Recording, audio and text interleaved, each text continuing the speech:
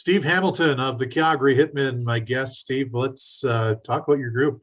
Training camp is through. You guys, as we speak today, are a day away from starting the preseason against the Red Deer Rebels. What's camp been like for you guys? How anxious are you to get the season started? How happy are you guys to be back to work here and ready for another season in the Central Division? Well, I think camp was extremely competitive, to be totally honest. I think, this is with the 06, 07 draft classes coming in, we really felt like the quality of the camp was excellent. And we knew there's going to be some challenges for roster spots that are going to be decided. And part of that is letting the preseason play out and giving guys opportunity. And, felt really good about the quality of the camp. I thought the pace was really good. And I think most impressive for us was the shape of our returning players. When they left last year, the mandate was very clear, what our expectations were coming back. And I think to a man, they have superseded our expectations. So really launching from a good place from that standpoint. When you talk about your 06s and 07s, we have heard a lot about Carson Wetch. We've heard a lot about Reese Hamilton too, the defenseman out of Saskatchewan, who you guys got a first look at here in terms of a WHL exposure this past week at Hitman Camp. And just tell me, how's he settled in, and what have you seen from him that excites you about the future? Well, they all look so young. You forget as time goes on. We keep getting older as coaches, but the new faces coming in are always 14, 15. And, Reese we had a spring camp, was our first opportunity to see him. And that was a pretty controlled environment. Then you move towards, main camp. You've got the older players, and he just moves so incredibly well. It almost looks effortless. And standpoint, you want to see him just get comfortable. He's not eligible to play this year as a full-time player. You want that to have that experience. And I think, many, with all that's gone on in the last couple of years, we haven't had traditional camps. We haven't had traditional training camps. And so just to have that experience as a 15-year-old player, I think is it's a toolbox item. It's something that you can have had that experience. You store it away. Coming in here next year, you want to be eligible to be a full-time player. And I think Reese has got that as his goal. And I thought he's been very impressive. Watching your group last year, one of the things that really stuck out to me was Sean Chagall's two-way game and his ability to kill penalties, his ability to make things happen offensively on the power play and play a responsible game. As an NHL drafted player now and an older guy on your team, how much are you going to lean on him and Tyson Galloway as NHL drafted players to kind of anchor your forward and defense score when it comes to crunch time here in the regular season? Yeah, I would. I'd say you're got the nail right on the head there when you talk about leadership and guys that have evolved and grown with your program. Obviously, Riley Fiddler Schultz, I would associate with those guys as well. The three of them really, huge driving forces behind the leadership of our team. And all three guys are going to NHL camps. You look at, Chagall and Galloway being drafted. They've had lots of communication with their NHL teams. They've got plans for the offseason. They've got plans for during the season. And you can see that all of those guys are, working towards the evolution as a player and working towards the next level. And what you want in your leaders is to model the expectations that you have for your organization and show a real, professional approach to the work you do. And you can't ask more than what those three guys provide. And we're in a real good place when your leadership is set by guys of that quality. I think they've learned from exceptional leaders that we've had here in the past. And, it's good to see their time come and to assume the mantle, so to speak.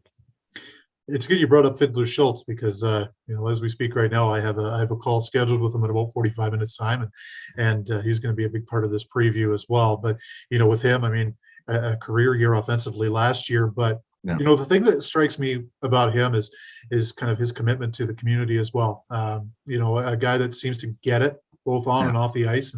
And it certainly has to bode well for your group to have somebody like that in the fold who understands, the value of being a good citizen as well. Yeah. Well, I mean, he's awesome kid, awesome family, huge heart, really just an awesome human being. And that's, I mean, that's what you want from your players, to be able to use the platform that the Western Hockey League has given them to shine for all the right reasons. And what he's done in the community is pretty special. And I think that, it just speaks to the impact that every little bit, every little contribution makes in changing someone else's life. And, we couldn't be more proud of the kind of person that Riley is. And, we just leadership. I mean, is there a greater example than, your actions? And he's someone that he just does it. And so we're pretty proud of that. And, as a 20-year-old, he's come a long way since he was a young, 16-year-old player in the league. You just see where his game has gone. But not only that, just you can see how much his leadership has grown over the years as well. So pretty important guy to us for sure. It's easy to talk about individuals, and there is one more that I want to ask you about, and that's Graydon Seatman, because this is a guy, again, watching your team last year, it just seemed like, especially in the second half of the season, Steve, he was constantly on the ice, and this is a guy that I think had got an opportunity to go to a summer camp as well in Toronto, and is poised to be another big part of your group. Yeah, without a question, Graydon's it's his time. And what we went through last year, we really played 2.5 months with 5 Western Hockey League defensemen in the second half of the year. And it was injuries, and you get banged up. We made some trades. We got younger. We, recognize where we feel like our opportunity to kind of really take a run for things.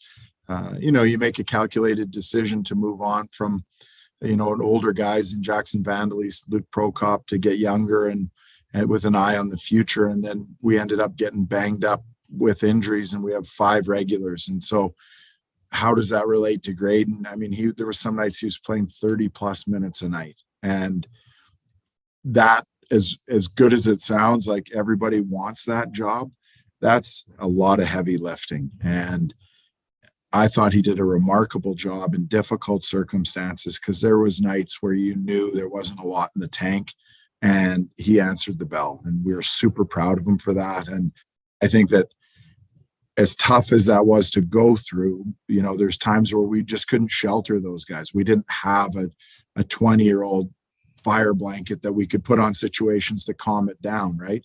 We were going with our oldest defenseman being 18, and the rest were younger, and this is what we're going to have. And there's going to be nights where we looked young, but all we asked from our guys was to keep fighting, to keep growing, to keep getting better. And I thought Graydon was a classic example of what we asked those guys to go through. And, and now we're in a situation where we've got experienced guys having gone through some tough times. They've got experience that they otherwise might have had to be more patient for or work their way up to.